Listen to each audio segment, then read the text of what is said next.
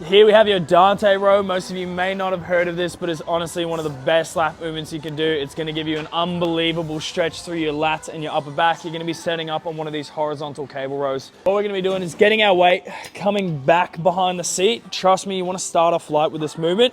I'm going to drive my knees. This is a bit of a thinner bench, so it might be a little bit of a tight squeeze, but I'm going to drive my knees into the back of the bench, yeah? I'm going to come forwards and tuck my rib cage down towards my pelvis. Arms stretch forwards, drive elbows down and back. Stretch out and up. Unbelievable stretch to the back there. Unbelievable. Let those scaps stretch all the way up. Feel your upper back and your lats stretch all the way out. Drive down and back.